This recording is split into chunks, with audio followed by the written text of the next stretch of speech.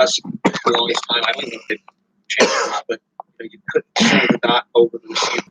It was just what it was. It was set half a quarter of an inch off one side. Now you got a drag off because it's not a report. Okay, so that's why I like the RS. I like the right. But I agree, RS is good. Some method in my madness. I like. Let's see. Any experience with salient arms other than the Janik? No, I really haven't had much experience with salient arms. I wish I could say more, but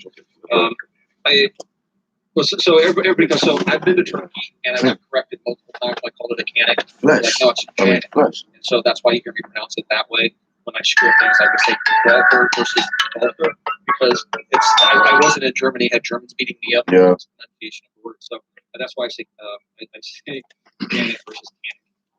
But I'm fine with Canik. We're Americans. We say what we want. Okay, another super chat. We're gonna have to wind things down here, guys. We're over the hour mark. Tabor 7 Subsonic is more about compatibility to make one silent shot if needed. I remember IWI advertising compatibility with 308 cycling as a plus. Now they didn't mention that to me. I've never heard that, so I'll try it. I mean, I don't want a single shot rifle. I don't understand the value of that even. I don't know. In a civilian world, I don't see any purpose for that. Yeah, but if it cycles, great. But I haven't seen any documentation that says that they were targeting that. I've had many conversations with them, and they never said, "Hey, try out the Subsonic." They haven't, and I've had many conversations with them because I actually had one of the pre-production rifles. And I was constantly giving them my feedback, like, "This isn't working. Could you change this?" And we were working through the accuracy issues. I was testing all different types of ammunition and stuff, and every once they said, "Hey, try out the Subsonics and see if it functions for you." So I haven't heard that. I love both your content. Thanks for everything, and thank you, Brett, for the support in the super chat. Mike, do you actually use primary arms on your rifles? Yes. Yeah, I do. My go-to long-range rifle is wearing the 30, and that's series used shooting here. And then their signature line, I absolutely love it. It's very good. And I would absolutely go with one of the 1-8s if I wanted to roll.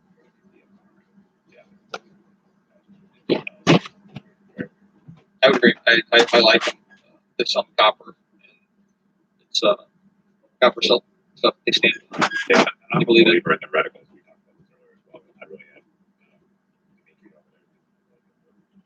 have. There is a company called Wyoming Arms that has an AR-10 receiver that's a hybrid between an AR-15 and AR-10. You can use parts from an AR-15 on 308, and it's only 7 pounds. So that's nothing new. That's been going on for quite some time, where people are using 308 size bolt carriers up front and then tapering it down to the M4 standard in the rear or M16 AR-15 standard in the rear, and then using an AR-15 and 16 buffer tube. So that's been going on for quite some time. And it's, gosh, I remember when DPMS did it. When they first came out with the G2, they were doing it. Palmetto does that. Palmetto's doing it. Yeah, I mean, so a lot of people are doing it. And I think that is the way forward for trying to get the weight down on those that want to use 308. And there's a lot of reasons to shoot 308. F4 Oh, yeah, and the F4 Defense. The F4 Defense that I shoot is actually 6.5 Creedmoor because I really don't have a need for 308 outside of the historic military side of it. Because I'll never buy another 308 rifle for anything other than collector's type guns. All right, we're gonna have to wind down. There's Mike. You actually use primary arms. You should look it up, Mac. I will. I'll check into it, man. With regards to the 4.7. And if that is a thing, I will actually make a video about it. Let's see. I bought what I thought was a Circle 11 AK-74 before I knew what I was doing. Turned out to be a Polish kit on a Century receiver, and receiver is junk. Any advice? Get a Nodax. But yes, get a good AK Smith. Like all my guns, I have Chase and Definitive Arms to work on, and that's where I would go to first. But if you can't get on the roster there to get the work done, find another good AK Smith. There's several that are decent out there, but I would definitely go to Nodax, Bud, or Morrison receivers. They tend to be the best. Also, what was the Chandler receivers? They do. I think that's the name of the company. They have to do like direct markings and stuff, different builds. Like if you want to do a Bulgarian gun versus a Polish gun or whatever, they have the right markings on it. You know who I'm talking about? But yes, I do know you're not. Oh, 2 brain parts. Okay. That's what company actually owned by. Really? That's awesome. Wow, that's amazing. You guys know what it is. Rackmore better than one. Oh yeah, I know the company. 2 Rivers. Yes, correct. Yeah, the owner Is he really? That's cool. I always wanted those books, but you couldn't get the scope by the time I actually got in touch with them. So I wanted one. yeah, but they'll do all kinds of. Okay, so if you had to choose between an AK Krebs or Rifle Dynamics, I would go with Krebs. No. I have a lot of experience. You guys are doing a hell of a job for the 2A community. Thank you very much, man. It means a lot. It truly, truly does. Okay, so I think we've gotten through all the super chats. Oh, here's one. Mike, who's the worst? Pilots or flight arthritis?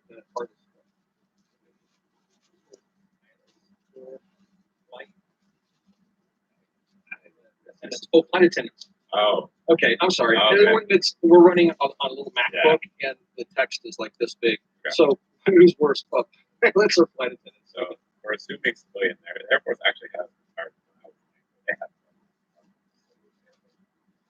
But so assuming we're talking civilian, that works in the airline industry. Pilot. Pilot's the worst. Flight attendants, true to their name, are generally pretty friendly. And honestly, first officers are actually really good for pilots. But by the time, at least back then, 15 and such, by the time someone became like the pilot, they were crotchety and angry at the world. And so pilots They work. So I dated a flight attendant for several years, and I got to get that scoop on a lot of the stuff that went on in the aviation world, and it's pretty surprising. Yeah, I'm better. Almost makes you not want to fly. All right. Yeah, to We're talk at the to hour mark, and thank everybody that did super chats, everybody that joined Super and commented. chats, yeah. I'm sorry we couldn't get all of your comments. I mean, there's thousands of them in there, but we greatly appreciate you guys joining in on the chat. If you don't know who this gentleman is, again, it's Mr. Dunsing here, and Mike tell the folks watching how they can find him. Sure. So YouTube/user/Mr. Here and like November, and then Facebook, Instagram / All right, guys. Greatly appreciate you guys popping in for the live stream, and we'll do some more in the future. And thanks for watching, guys. All right, cool.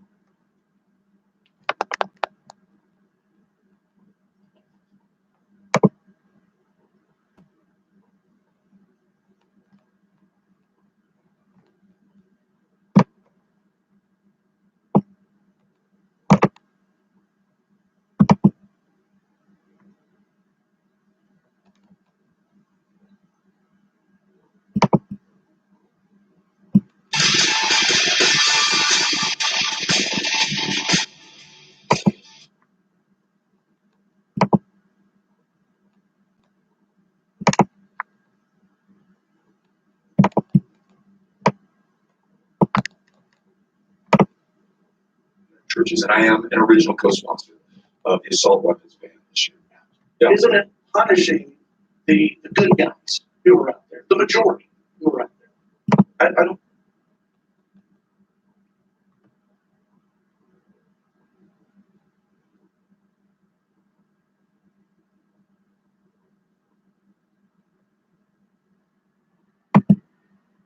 One thing we've always been consistent about from the first day till today is making fun of Bill de Blasio. The city is dirty, and it's getting dirtier.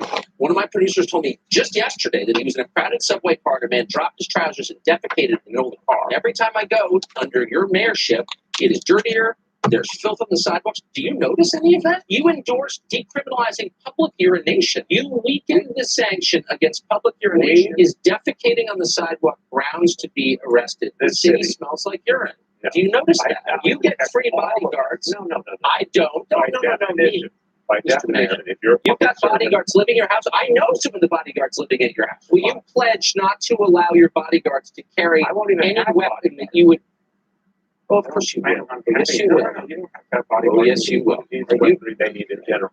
But assault weapons, the magnitude here speaks otherwise. Again, let's take. I don't play these games. I don't play these games.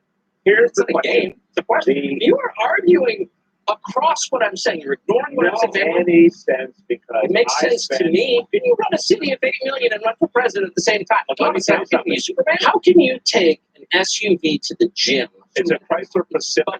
For a year. It's a Pacifica. It's a hybrid electric. But should the climate have to pay the cost for that? Come on, it's a few miles. Oh, come on. What do you mean? If I took a subway, Oh, come on. Come on. Oh, come on. Right. What are you, fucking nuts? Oh, come on.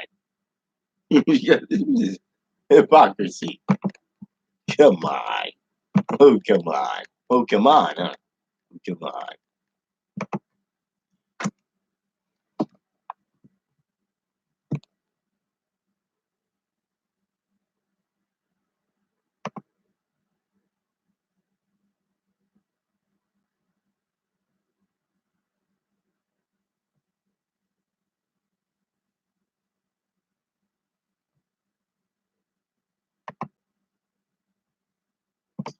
Oh, I love this.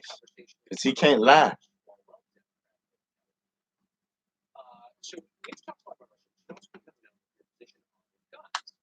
Very few Democrats have been honest about that. You say that the U.S. government ought to ban a certain species of rifle. You wrote a piece about this. It's not a secret view you have. You wrote it in USA Today, and you say this: we should ban possession of military-style semi-automatic assault weapons. We should buy back such weapons from all who choose to abide by the law. And we should criminally prosecute any who choose to defy it by keeping their weapons. We should confiscate this entire class of firearms. What do you think would happen if the federal government tried to do that? Well, Tucker, did you read the op-ed? I did. I just quoted from it extensively. Yeah, I'm not calling for a confiscation. What I'm saying is we should invest in a buyback, that we should restrict any weapons that aren't bought back to gun clubs, hunting clubs, shooting ranges, keep them there where it is safe, not on our streets. And if you were caught, just like if you were caught, with drugs or anything else that had probable cause to go into your home, and you had one of these weapons, yeah, you'd be prosecuted. I've never suggested sending. That was quick as shit for him to just say that. Yeah. They'll go in your motherfucking house, and they go, I'm just going to quote it once again. And we should where you buy come back from? those White weapons, ass. and I'm quoting, Burn your criminally house down. prosecute all, Talking criminally dumb. prosecute any who refuse to, choose to defy it by keeping their weapons. So you're going to prosecute people who don't give up their weapons. That's gun confiscation. If they're caught with them, yeah. We're not If saying they're- troops. if they're- We're not sending if they're- troops if door to they're- So, door. but what do you think? What do you think would happen? I mean, do you think, because of course the overwhelming majority of those people are law-abiding, have committed no crime, have no plans to commit a crime, you would instantly turn them into felons. Do you think that you would have a civil war? Are you worried about that? What do you think will happen if we do nothing? You think more kids will be killed? I'm not. You think I'm not more arguing concerts on will be behalf- shut up? More I'm not- churches I'm will not arguing on behalf lose of doing parishioners? nothing. I'm critiquing your Yeah. very specific suggestion for what we, and you're a lawmaker, so this is meaningful what you said. And I trust the American people are law-abiding, that their weapons could be bought back or keep them in a gun club. You don't have to give it up. But what if Keep you them want to in a keep gun them in club. your home and you've done nothing wrong, Yeah. you haven't hurt anybody, and now you just made them into Yeah. felons. Yeah, no, there's no troop roundup here, Tucker. No, you just made them into felons. You just said that in the piece. Look, I'm not making this up, but you wrote that. So what do you think? Like, if I'm a gun owner and I have one of the weapons that you say should be banned, and I don't feel like bringing it to a gun club, I feel like keeping it in my bedroom closet. I don't think you're giving the American people enough credit that they'd be law-abiding and that they would. But they would obey you.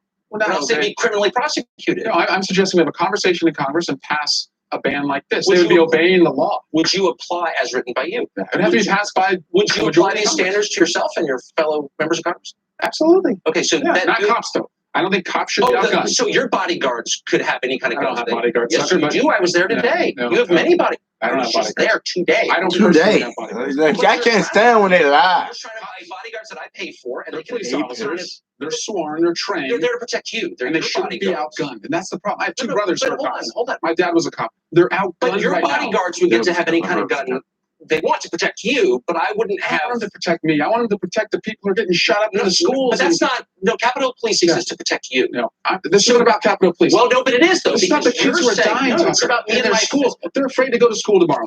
They hear a book drop. No, but hold on. They think a shooter's walking into the So classroom. you're Don't saying they deserve to be Emotions, protected? emotions. They do, and So my let's protect family. them. Amen. Why do you need an AR-15? I don't know why you need protect one. your house. You have them in your building where you work. Police You officers. have your bodyguards. Don't denigrate the cops. I'm not denigrating them. They work I'm hard. glad they're there. They shouldn't be outgunned, and they're outgunned right No, now. but wait a second. I went to the funeral for 4 police officers who were killed by an assault You weapon. don't actually care more than I do. We care the same. So it's not a question of comparison. Do you think cops should have guns? I think that your bodyguards should have the same guns that I have to protect my family. They're America's bodyguards, Tucker. They're not. They're Don't yours. denigrate them like that. I'm not They work too really, can hard. they come to my They're house and out- protect my wife while I'm at work? If you call the police, yeah. Oh, but can I have a Capitol Hill when you go to work? They hang out and protect you. Protecting the constituents. No, they're protecting Come you, in. actually. I don't have So to. why not? Hold on. Why shouldn't my wife have the same Actually. firearm at home that your bodyguards use to protect you? Is that fair? Or is that Something unfair? close. That's a That's not fair. ridiculous argument. But why? It's absolutely Why is it ridiculous. ridiculous? Because you're more important than me? No, I don't. You are trying No, to. I'm asking a sincere question. Why should you get to protect yourself? Our cops should not be outgunned. No, Period. I'm talking, not our cops. Our military shouldn't be outgunned. Your cops. Not your cops. Why don't we Our just cops. limit them to the same gun I can have at home? Why can't can't we have we a real do that? conversation about this? This is a It's real nonsense. conversation. Why is it nonsense? They don't know You're who's in putting your effect. life. You're calling above my cops family. bodyguards, and that's No, disrespectful I'm to not them. calling all cops Police bodyguards. week was last week. They were all here I'm in town calling your honoring the cops. fallen, and you're calling them No, bodyguards. I'm calling your My dad was a cop. He's not a bodyguard. No. He protects people. do you And that's ridiculous. Do members of Congress have bodyguards? I noticed You're whenever calling I a cop see a bodyguard, man? That is so disrespectful. they are. No. And They're the sworn government police officers. pays for them.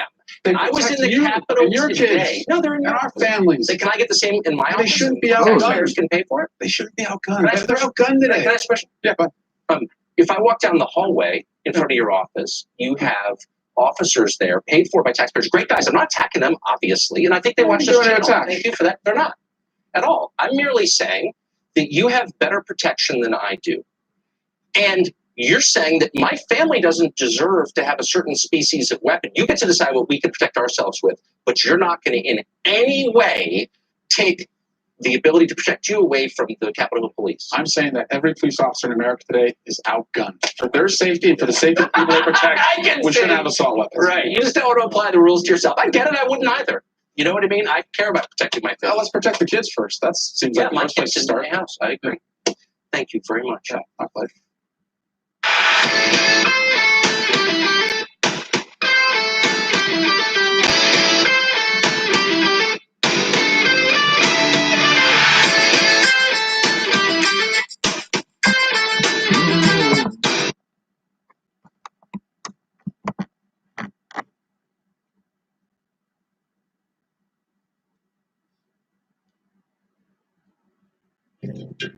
In 1994, Congress passed the federal assault weapons ban, which outlawed the sale or ownership of semi-automatics, including AK-47s and Colt AR-15s. Every fucking A handgun detailed is list called made more than semi-automatic. 100 other specific makes and models Every illegal, and the law also banned any copycat firearms that might be produced in the future.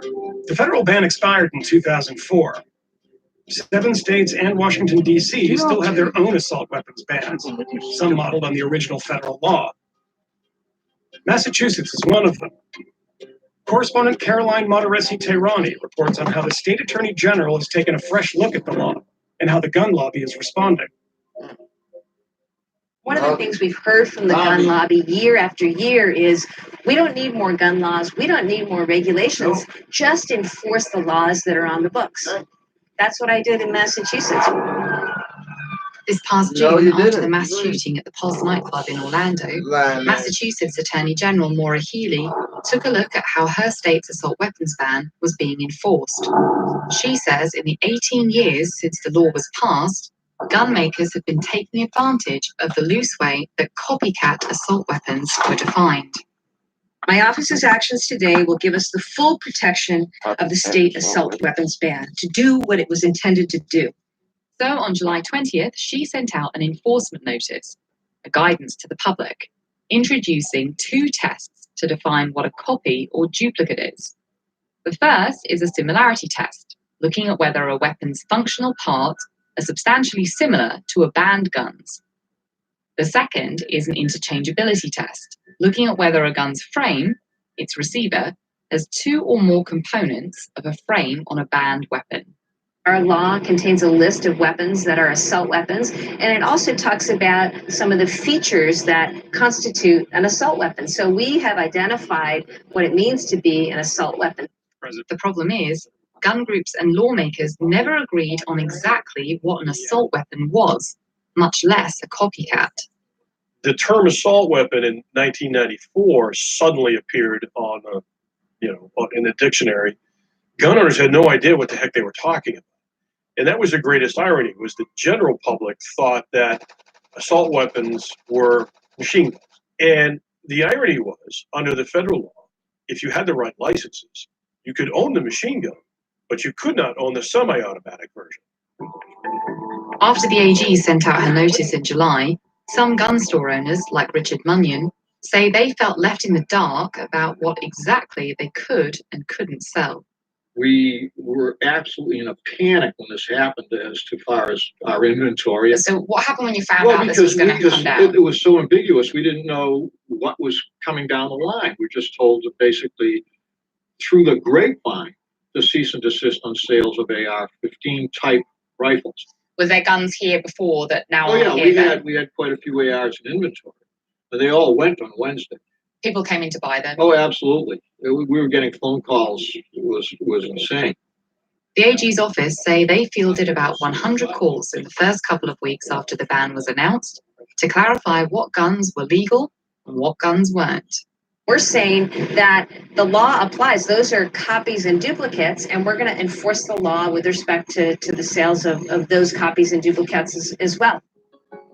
But the AG's office hasn't put out a definitive list of banned copycat weapons, just the two-step test of attributes that new guns might have that could be considered illegal, and gun store owners feel like they're left to guess at what's okay to sell.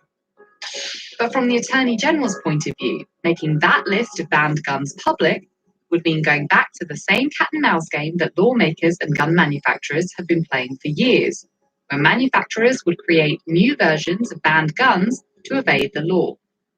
I think in her political mind, it's a much more powerful political tool to have the threat of prosecution over a couple of 100,000 people than it is to actually prosecute somebody. We made clear at the outset, first of all, that we were not going to go after individuals who had purchased these assault weapons in good faith prior to our announcement. So you're not going to be rounding people up and taking their guns away? We're not taking guns away. We're not going after people. We are really focused on sales right now and the gun dealers. But is the AG clarifying the law or changing the law? That question is now the subject of a lawsuit. 4 gun stores in the state and the National Sports Shooting Foundation have filed suit against the Attorney General, saying the enforcement notice she issued is unconstitutionally vague, invalid, and unenforceable. Healy remains undeterred, and legal challenges to other states' assault weapons bans have all failed. And the good news is that gun dealers have complied. Almost overnight, sales of these weapons have stopped. Sales have dropped because you threatened families with 10 years in prison. So if you come out tomorrow and say anybody who buys a coffee over 10 ounces may be subject to 10 years in prison, guess what? Coffees over 10 ounces are suddenly going to stop being sold until people figure out what they can legally do.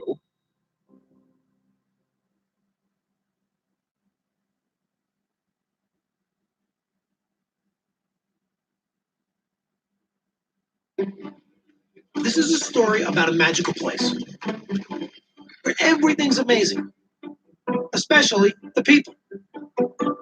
We can tell you everything there is to know about over 400,000 different pieces of gear. Tell them, Lenny. We have a 17 millimeter, 24 millimeter, 45 millimeter. He does this all day.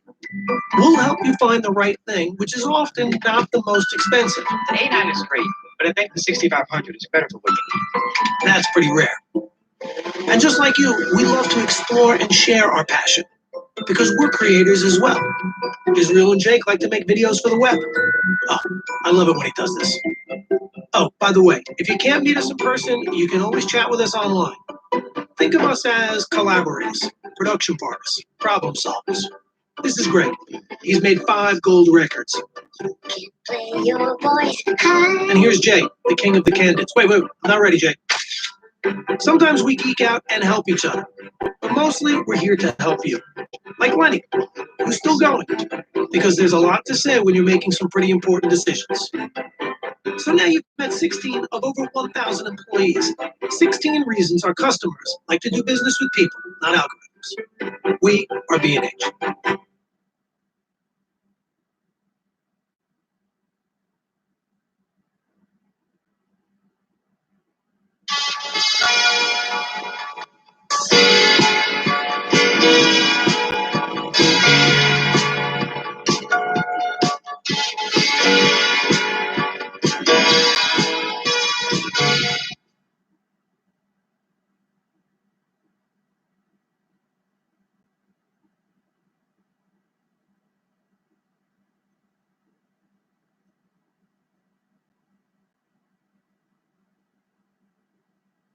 Ryan Kleckner is a former Army Special Operations sniper. He's a firearms attorney and a columnist at the Federalist, and joins us. Ryan, thanks for coming on. Thanks for having me on, Tucker. So I think a lot of the people who are coming to the march this weekend are just upset about school shootings and maybe haven't thought about the agenda that undergirds the march. But the people who are organizing have a pretty clear legislative agenda. They'd like to do a lot of different things. And I want to run a couple of those things by you and get your quick responses as to whether you think that they would work. So the primary one is to ban the AR-15, or basically the whole category of semi-automatic rifles. Would that have stopped the school shootings we've seen? No. So criminals don't obey laws. The definition of a criminal is somebody who doesn't obey a law. Banning an inanimate object will not solve these problems. So, for example, the Maryland shooting yesterday didn't involve an AR-15. Virginia Tech, they used pistols. The Fort Hood massacre, he used pistols. 9/11, they used box cutters. The tool is not the problem. I mean, when you want to talk about tools, look at the Austin bombings that we just solved today. Bombs are already illegal. It didn't stop the bombings from happening. But we know, because I saw it on CNN like all week, that high-capacity magazines are the core problem. So when we ban those, obviously this will end, right? Of course, because during the assault weapons ban that started in 1994 and sunsetted in 2004, it did nothing to stop violent crime. In fact, today's levels of violent crime are 50% lower than they were at their peak in 1997, right in the middle of the same ban that banned those so-called dangerous high-capacity magazines. Well, that doesn't make sense, because I know that places with strict gun control laws are much safer. I keep hearing that. Yeah. So one of the things I love about our federalist system is that we can look at societies, little cities or states, and experiment with laws or ways of doing things. And I think before we have serious gun control legislation, we should look at Chicago and see how it's working there. How is it working? Has it stopped? They banned shootings there, so there are no more shootings? Solve the problem, right? No, it is the worst place we have going on right now in our country for shootings. We have not only just shootings, but violent crime. And Tucker, that's another problem, is I don't know why we're focusing on shootings so much. Yes, they're horrible. They're bad. But we should be worried about violent crime. And when I talk to, and I'm trying to debate with an anti-gunner, one of the first things I'll ask them is, look, are you really trying to stop gun violence? Or are you trying to stop all violence? If they answer gun violence, okay, I get it. They're just trying to ban guns. But if they want to stop all violence, okay, let's have a serious discussion. Because just getting rid of guns, yes, maybe the use of guns will go down if you banned them. But just like Australia, your violent crime is either going to stay the same or go up because you have a bunch of unarmed victims. So what about, one idea that seems to be gaining traction among even some Republicans is the idea of banning gun purchases under the age of 21. That doubtless would solve the problem. You're either an adult at 18 or you're not. I think we need to make that distinction first before we even get to guns. And I get it that Democrats want younger voters because as people grow up, they tend to stop voting Democrat. But if you can be tried as an adult in a criminal case at 18, if you can join the military at 18, if you can enter into legal contracts at 18, then you're an adult. You should be able to buy a firearm. But let's just pretend that we're going to raise it to 21. We're going to raise all the ages for all those things I just mentioned to 21 years old. That still would not have stopped 29 of the top 30 mass shootings that we've had in this country. Well, I'm beginning to think maybe there's another agenda here. And it's not just about stopping school shootings. Ryan, thank you for injecting some reason into this. It's been sorely lacking, so I appreciate it. Thank you.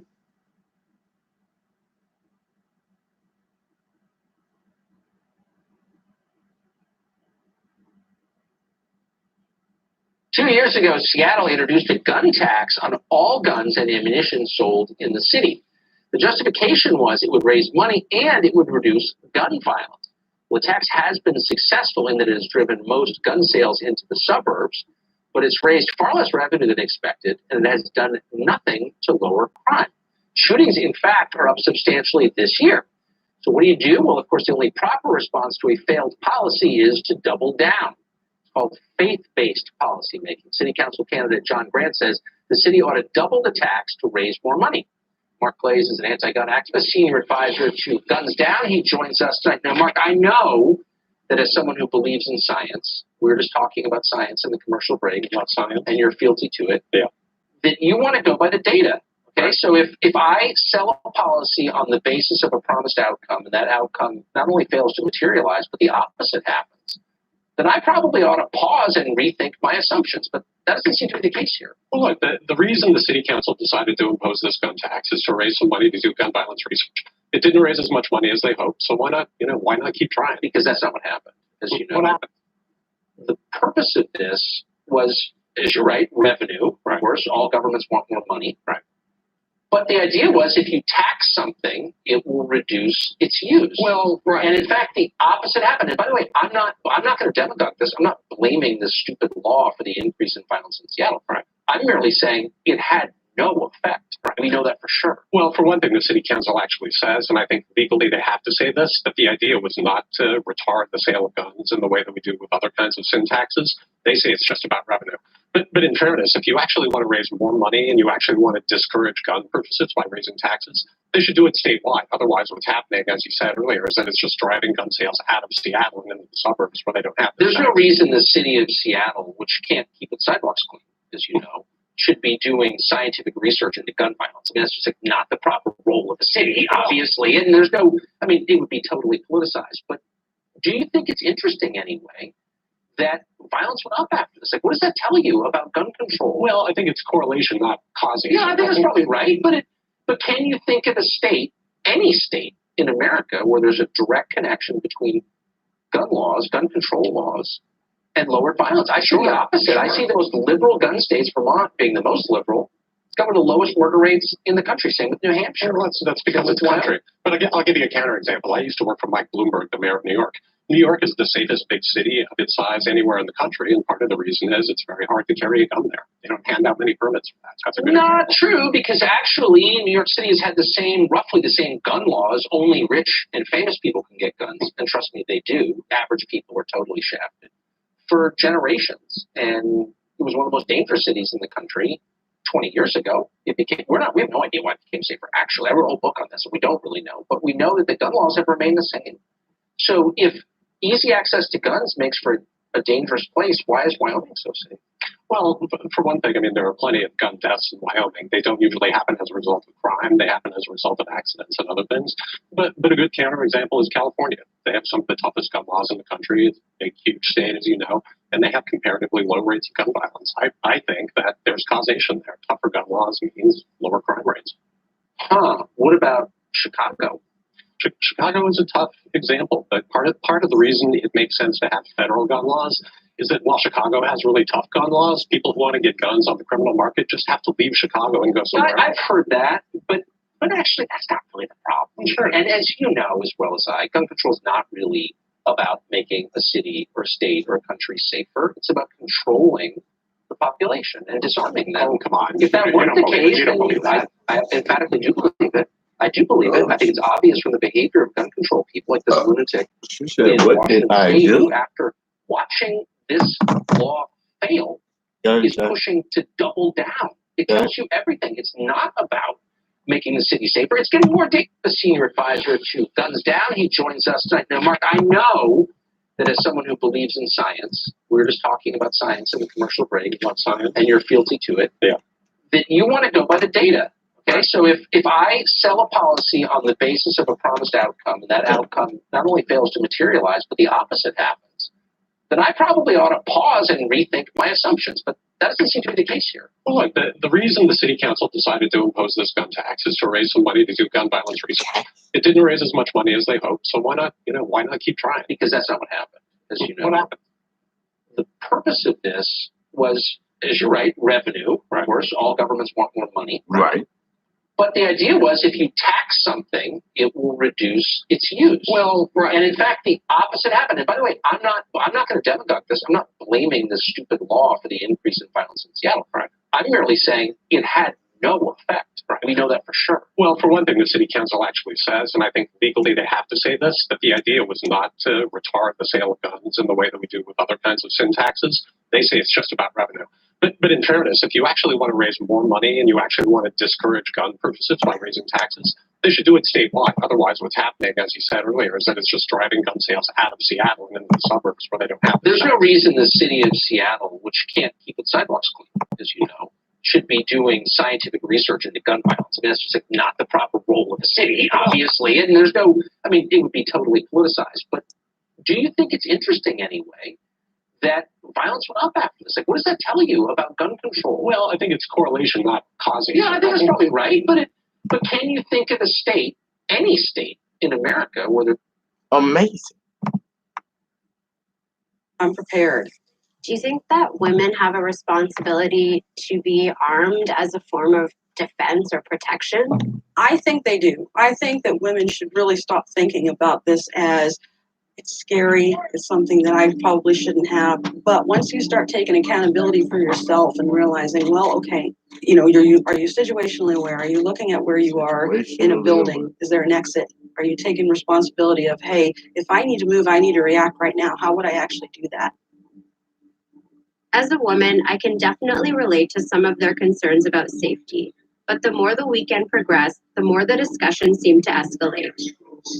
Literally broke every single bone in her body systematically, hung her upside down, filled her vaginal bone, let her through, burn her from the inside out.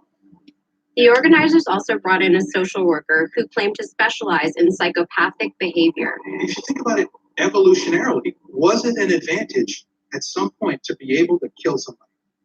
Yes. And there are a handful of things that can activate it in otherwise perfectly normal subjects. Sexual competition, or what we call mate guarding. If you want to get killed, get in a love triangle. Wearing the wrong stuff, showing allegiance to the wrong tribe can absolutely get you killed. I can't believe it. Sophie opened up a wormhole through time. What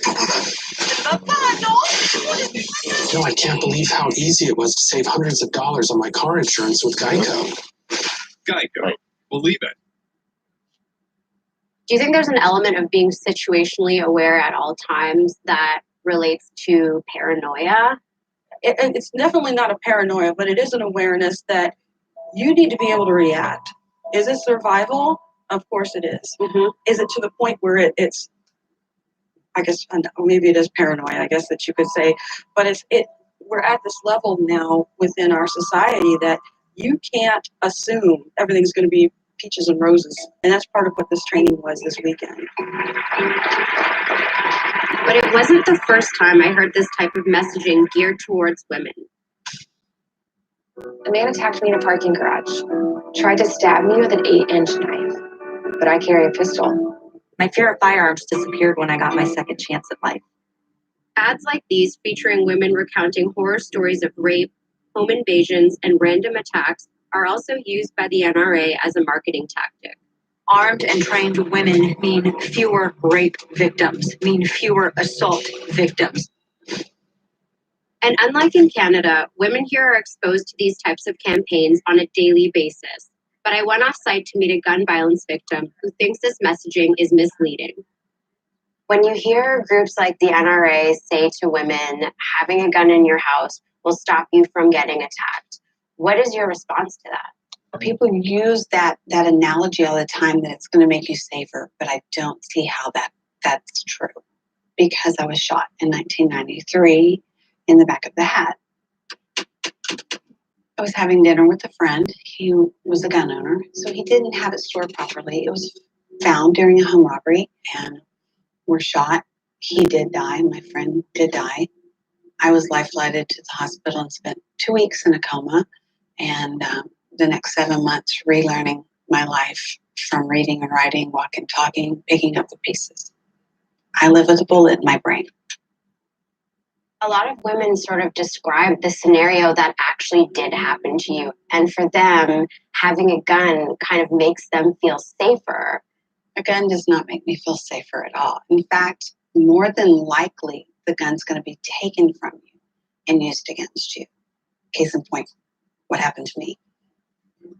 While the gun Taken lobby from tells women you. that firearms are the only You way have to to be stay safe, trained, studies show that real-life examples not of even women just successfully trained. using guns in self-defense are few and far Trained between. like In fact, FBI data suggests women are 100 times more likely to be killed by a man with a eyes gun poking out my than to head, use my a gun head, to kill a all that man in shit. self-defense. And here in the US, women are 16 times more likely to be murdered with a gun than women in other high-income countries, including Canada. Susan is using her story to convince legislators that what Texas needs isn't more guns, but better safety training and stricter gun laws. All we're trying to do is pass some common sense policies that help protect people and that keep everybody safe. Because there's no training on it. I want you to lock your gun up and store it properly. And we can't even get that. While some states are moving towards gun safety reform, Texas has relaxed its gun laws since 2013, claiming any form of regulation would infringe on Second Amendment rights. Here's the simple truth. Strict gun control laws do not work. Today, the state of Texas has some of the loosest gun regulations in the country. It legalized open carry and now allows concealed carry on college campuses. And it doesn't enforce live fire training or safe storage laws, two practices that experts argue reduce the risk of homicide and accidental deaths among women. But women gun rights advocates don't see it that way. According to FBI data, women are 100 times more likely to be fatally shot by a man than to actually use a gun in self-defense. So I think that those stats are useful for communicating a narrative because they're so startling, right? If you have a gun in the home, you're 100 times more blah, blah. That's kind of like saying if you have a pool at your house, you're 100 times more likely to drown than if you don't. So does that mean we need to ban pools, or does that mean you need to learn how to swim? How could we most effectively attack a problem like that? Training. Whenever the gun decides to go bang is when it goes bang. Your sight's already on the target, so you're ready to go whenever it's ready to go. I'm just wondering if you think that some of those things should be mandatory, a mandatory level of training in order to own a firearm, or a mandatory safe storage law. I would say in a perfect world, I would absolutely love for that stuff to be mandatory. In the real world, I don't think that's realistic. In America, it's not. In my real world, right? I'm an American. I live in America. Right. I don't think that's realistic. Once we start putting laws on the books that say you can't do this, you can't do that, you can't do that, just because there's this off chance that some other person, not you, but some other person might do something really bad, I think it's dangerous waters. And it's going to step on somebody's rights. It's like people get confused. Meanwhile, only an hour from the gun conference in Austin, a new generation of women are seeking safety, not by arming themselves, but by taking on the gun lobby. A black woman. Is that your speech? This, yes, it's She's my black. speech and my teacher's speech. She's in the marriage. Have you ever done anything like this before? What do we want? Gun control! When do we want it now? What do we want? Gun control! When do we want it now? As gun sales and gun violence continue to spike in the U.S., these women are leading their high schools in the national walkout for gun reform. Heck yeah! Control Let's what? do it. You literally Growing allow up me in Texas, to where represent there's the such a people. strong gun culture, Yeah, is you know, being I shot did. up at school like a real fear for you guys? Yeah, absolutely, absolutely. Only a few weeks into organizing the walkout, I had an incident where my school was locked down because only a few blocks away there was a guy with a gun on top of the building. So it's a very real concern. If guns are what is making people unsafe, then adding more of them to the problem in any context can't be a good idea. These students are holding the NRA and the gun rights community accountable for blocking legislation they say could prevent mass shootings. Kids. You're using kids. Kids. I am part of a new generation. Look at We are that. a generation. Self-defense left. Right. What would your ideal Kids scenario getting high, be? scared of If guns. all the people who own The chance. into just safer gun laws, we would just be a better place to live in. I think that there should be a class and a waiting period, and I think that we should require them to be locked up. All these different things that just It's make it already better done. so that, you know, the I did all Yeah, that. it's It should be a class. And putting wait, it very I simply, waited. because I It don't was a like to think class. of any human life as a price of admission. Yeah.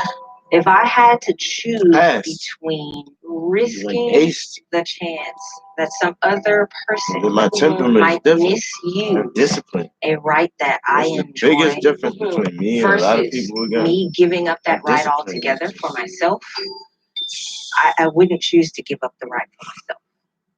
It's one of the things I think we do. Although Canada is not That immune is to some gun violence, stupid getting shit. shot up in a In the parking range. lot, in my own home, or at school isn't really something I think about. But that's not the case for women living here. And whether American women's fears are legitimate or a product of NRA marketing, the question remains, how can we keep women safe in a nation that already has over 300 million guns? And can women really stand up to a $51 billion a year industry? The NRA, their bottom line is the dollar and the influence. So of course they're going to target women because they think that we're weak, or they think that we're going to fall victim to something and that they're going to save us, and that's just not the case. Who's the they? But I think we're on It's the not right a path, they. and I'm really grateful. If they're cool, I didn't know we were talking about real niggas, yeah? So,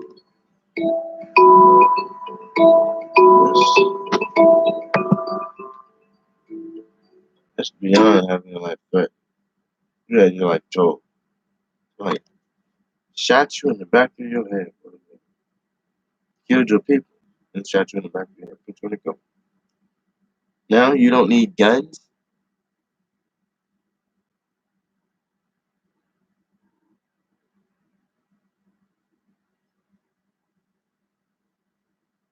Because you got your gun taken. You don't.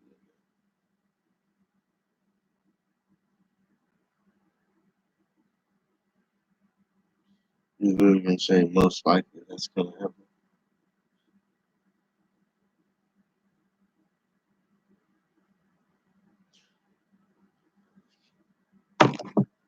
Sounds so fake.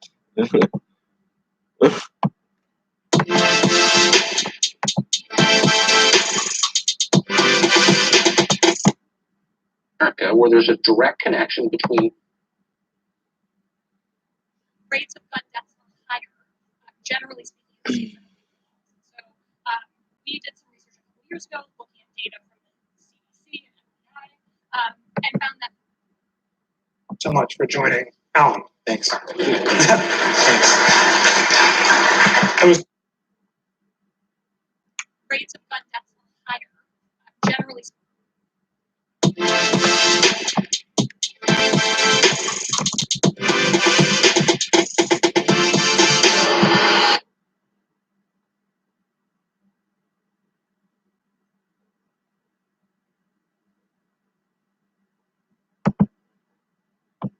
Встречали раб.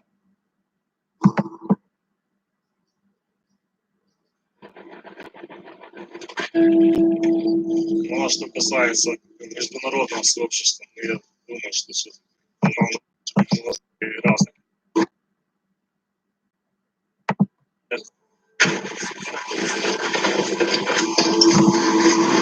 You're right.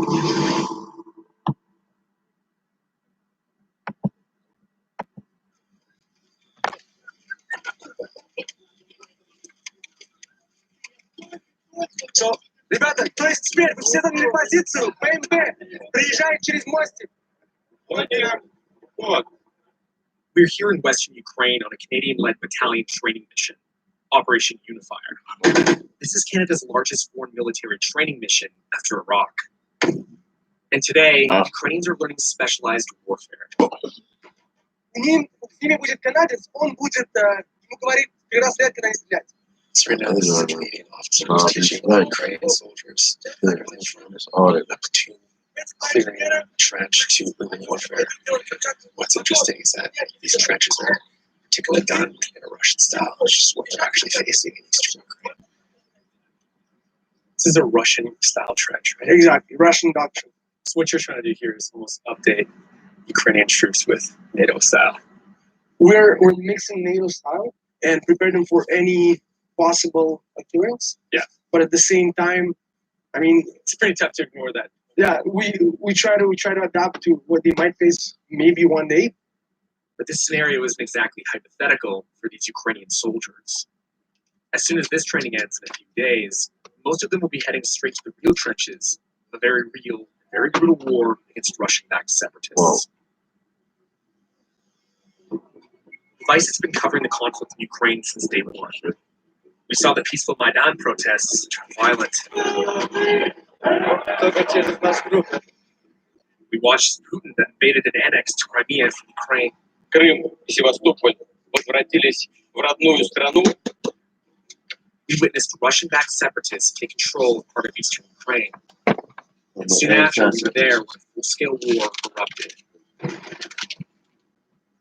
And now, in 2016, we're back as the conflict still simmers and is taking on massive international proportions.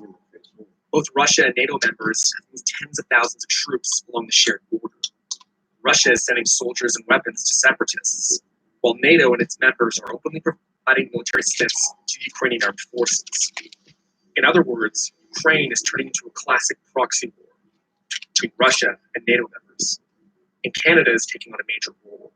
Canada stands firmly beside Ukraine in response to Russia's illegal annexation of Crimea, as well as its support to insurgents in eastern Ukraine. Canada sent nearly $1 billion in foreign assistance, including the military training you're seeing here. But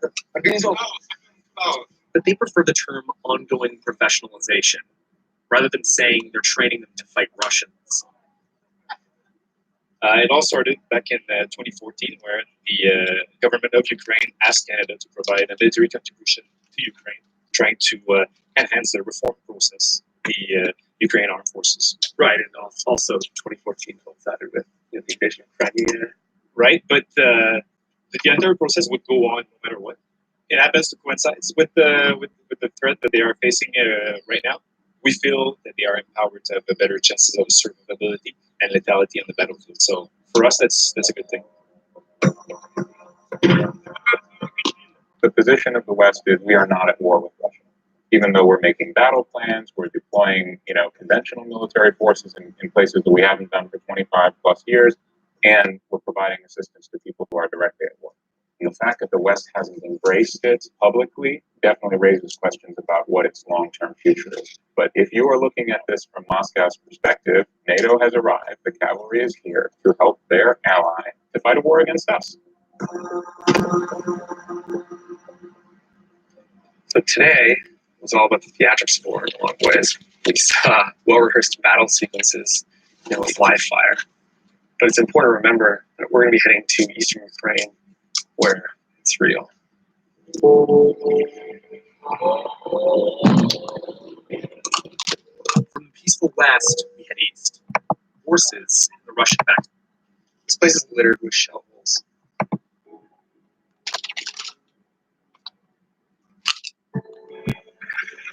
So this is surrealist images right now. I'm standing in front of a pizzeria. There's Europop playing. There's kids playing on a merry-go-round. And in the background, there's the tack-tack-tack of gunfire and shelling. And nobody is batting an eyelash. Заходите вечером. Там стреляют, а дети на качелях. Has this building been shelled before? А вон у нас стекло, витрина. Вот эта витрина целая, потому что рисунок держит. Вот это за счет рисунка. Это целое стекло. Yeah. So some people have tape, and other people have male models. Вот такие были, все стекло может целое. Мы же ждем хоть что-то договорились. Хоть что-то договорились. Хотя бы, пусть бы договаривались, но хоть бы не стреляли. After 2 years of diplomatic negotiations, not much has changed for people here in Avdiivka. The Minsk ceasefire agreement, signed by both sides in 2014 and again in 2015, failed.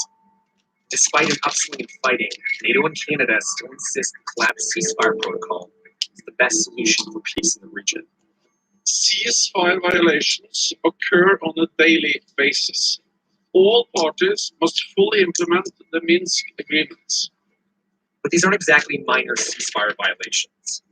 Thousands of bullets are exchanged every single day along this contact line, ranging from automatic weapons to 152mm artillery. The body count is on the rise.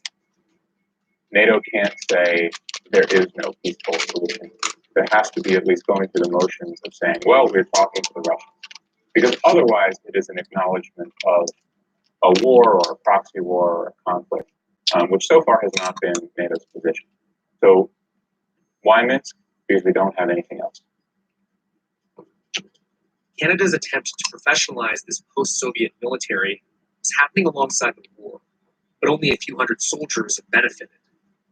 Ukrainian special forces we're with today are among the lucky few hundreds. They conduct covert operations inside separatist-held territories, sabotage, kill and capture missions, rescue ops, and conventional stormtrooping. They're the guys you're seeing with the masks on right now. They agreed to escort us to an undisclosed close-quarter combat zone referred to as the Prom Zone, just outside of Avdiivka, to witness the failed ceasefire for ourselves. No Canadian video crew has entered here before, and access is limited. So is it just the freedom of movement into kind of these areas? Is it really controlled by the commander? The entrance to combat zone? Yeah. Of course. You can steal or make some copy of journalist ID, go to combat zone, make a snapshot of the position, sell this information to terrorists. We're going? Ukrainian special forces asked us to conceal their identity. They claim separatists and Russian intel targets them. The blurred buildings you're seeing are distinct locations that could allow anyone using Google Maps to identify the exact location of their advanced position. Hey guys, few words about the safety. This is our assemble point, okay? If anything is going bad, just run here.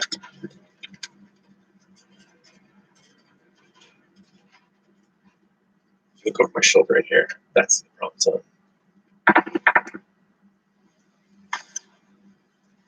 It starts. Just close the doors. This car is armored, so it can defend you. Тяжелее пошло, да? It's outgoing shelling from those sides. Such on our side. Now you can hear the Minsk peace agreement.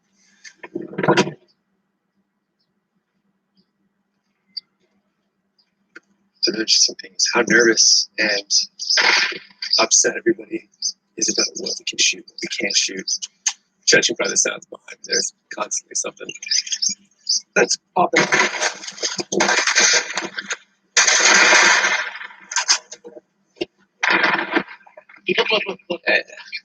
Oh man. Они как будто говорят нам добрый вечер, мы здесь, никуда не ушли.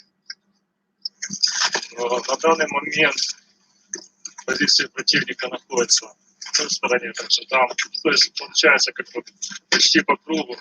Are they violating the Minsk agreement every single day? Ну, насколько я знаю, Минское соглашение подразумевает прекращение любого огня.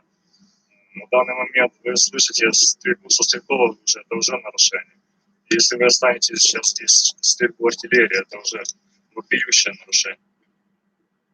Of course, the special forces favorably estimates Ukraine is responsible for less than 10% of violations and consider them to be in self-defense. But figures about which side is shooting what can't really be confirmed. Both sides accuse each other of indiscriminate attacks. The OSCE, a regional security watchdog in Europe, fears there's little incentive for either side to stop, especially considering the increased military backing by foreign allies, like Canada. I was just in Starichi, where there was some Western trainers training Ukrainian forces. Has that been a good thing? Has the influence been productive? Ну, конечно, несомненно, это большая помощь, это большой опыт, который сейчас они идут на пользу нам, может, через какое-то время мы сможем чем-то помочь каким-то образом. Я уже здесь довольно давно, и поверьте, что мы встречали разных людей. Мы встречали и местных.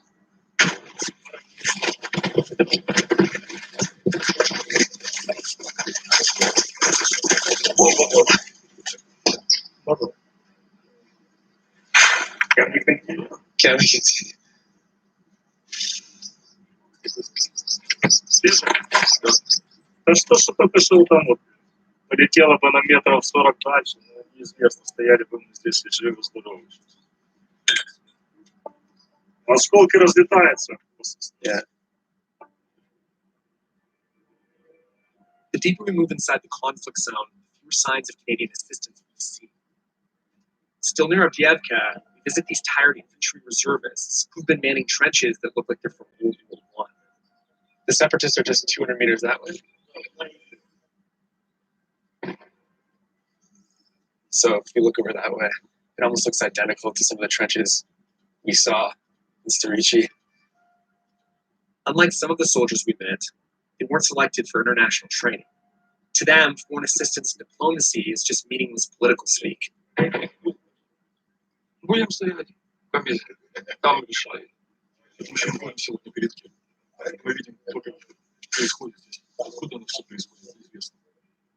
How do you feel about Western nations coming and training Ukrainian military? Does it actually do anything? Does it help?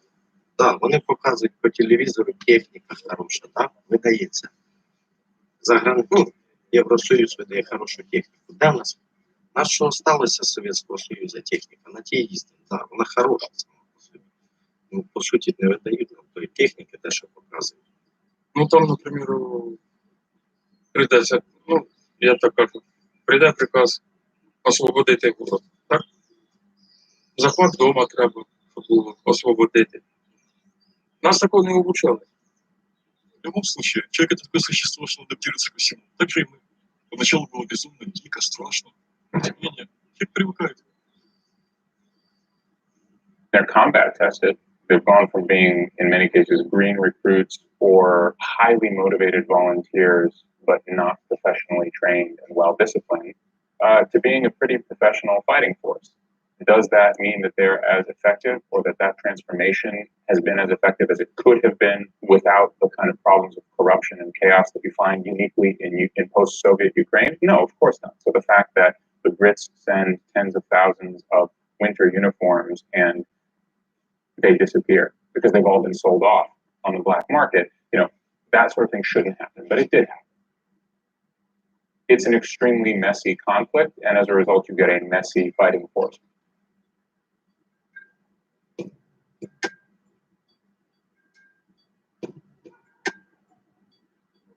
This is the 9 evolution. Holy shit.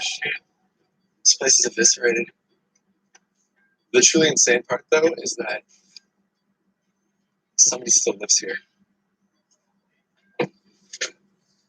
There's no mine in there now, or it could be. You're not sure. This building, referred to as the 9, overlooks the Donetsk airport and prom zone, where we were earlier. It's a former apartment block now serving as a Ukrainian military outpost.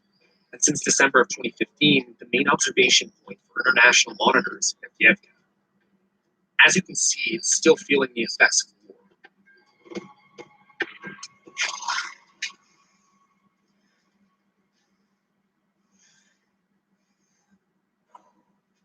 Это моя.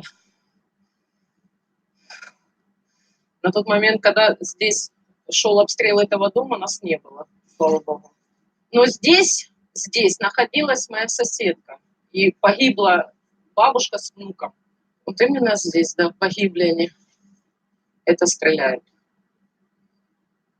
Most of the damage being done, like what we see here, the casualties, are caused by tanks or sniper fire.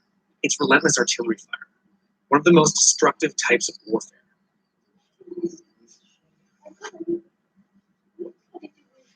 Ну иди, только аккуратно. Дочке 9 лет, она знает, с чего стреляют. И приблизительно, где оно падает. Ночью практически так невозможно. Ну, мы услышим, да? Да. Мы услышим. Если услышим резкий свист, значит уже пора съемать. Значит, уже давно пора съемать. As night falls over residential neighborhoods in front of us, heavier shells and mortars start.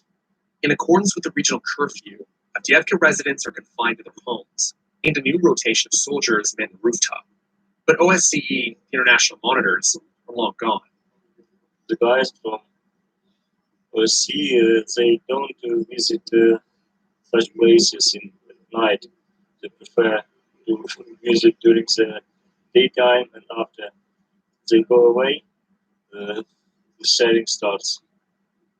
According to the Ukrainian army, fighting statistically kicks up by 70% once they leave. Civilians repeatedly call on the international monitors to extend their presence in Avdiivka overnight. But their mission is limited to fact-finding, not peacekeeping. Сюда просто пару раз они поднялись, тут прилетела паровозка с почтом, и они решили перенести. After dark, the monitors rely on cameras and drones to detect fighting in the area, and attempts to shoot them down are a common occurrence. Both Russian-backed separatists and Ukrainian forces also use unmanned aerial vehicles to track enemy movements. Locking down their coordinates from above means ground units can then shoot using precise targeting technology. The OSCE monitors claim their survey drones often get used as cover by armed groups to get their own drones safely into enemy territory, but they can't confirm who.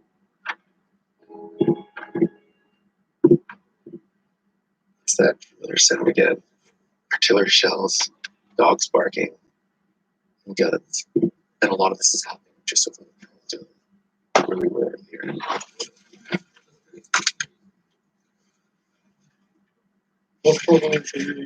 Yeah, right. Where? The eerie thing is there's a bunch of drones flying around. Periodically you see tracer fire go directly to the sky, trying to shoot them down. There's even some gliding by here.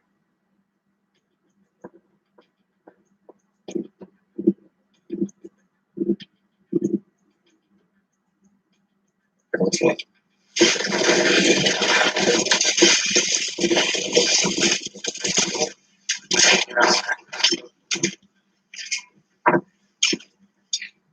What just happened?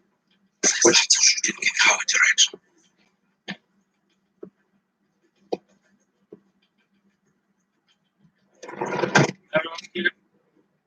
Basically, what ended up happening was a tracer round went in our direction. A tracer round is usually some sort of directional bullet showing where to shoot for a unit. At the same time, we saw a lot of drones in the sky, so it's not out of the question that we were being monitored from eyes in the sky.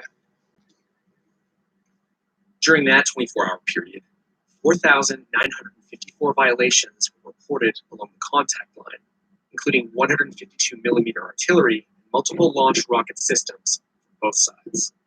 And Avdiivka took the brunt of it. To stop a major Russian offensive, there's no question the Ukrainians would need weapons that they don't currently have in enough supply. But that's why you have, by the way, you have Ukrainian politicians coming all the time to Washington and to Ottawa as well, making the argument, we're fighting your war. This is a war, a front line of democracy against tyranny. And yet they're supporting it enough to make it kind of death by 1,000 cuts on the other side. Yeah, that's true. I mean, that is a classic foreign policy dilemma for major powers in the world. I was there, and I can tell you that there was certainly no ceasefire going on. Where's this going? What's the worst case scenario? There's one path where the worst case scenario is an indefinite frozen conflict in southeastern Ukraine, which is something like 10 times the size of any of the other post-Soviet frozen conflicts. But that nightmare scenario is actually pretty minimal compared with the bigger nightmare path. And that path begins in Ukraine, but it really doesn't end in Ukraine.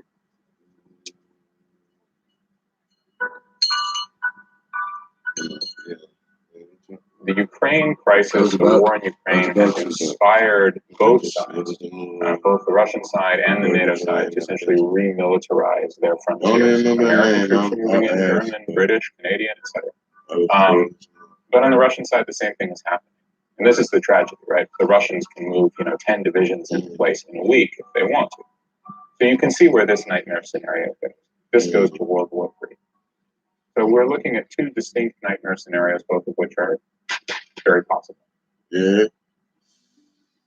As the war enters its third year, NATO members, including Canada, think a failed ceasefire is still the way to go. But there's no end in sight. Canada insists its efforts are strictly diplomatic, but an increased military presence in the region makes Canada one of the biggest contributors to the fight against Russian aggression. Vice asked Global Affairs Canada for an on-camera interview. They declined, but sent us a statement. Canada remains committed to supporting Ukraine in its efforts to maintain sovereignty, security, and stability. But in the face of mounting violence, Canada does not provide lethal aid to Ukraine. So the question becomes, if the conflict with Russia escalates into a full-blown war with the West, just how much further is Canada willing to go? Look at that. That's all day long.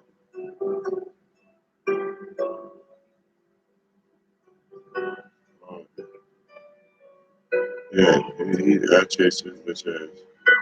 He was probably there this morning. He came back.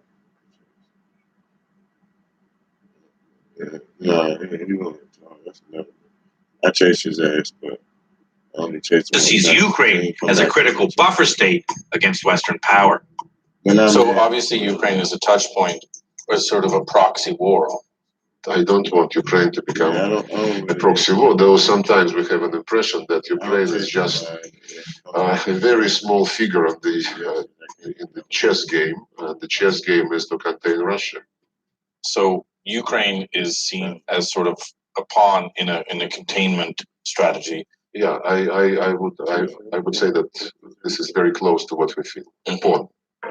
Now, when Lavrov brings up containment, he's talking specifically about the Cold War era approach to global security, where containment meant that instead of actually attacking the Soviet Union directly, we'd work to contain the spread of its borders and therefore its influence over other countries. Now, working in Russia's favor is the fact that Ukraine is both demographically and politically split. In the West, most Ukrainians see themselves as part of Europe, but in the East, there are many Russian speakers with loyalties to Moscow. And as vice correspondent Simon Ostrowski saw firsthand, the decision about whether to align with Putin or the NATO powers has literally torn the country apart.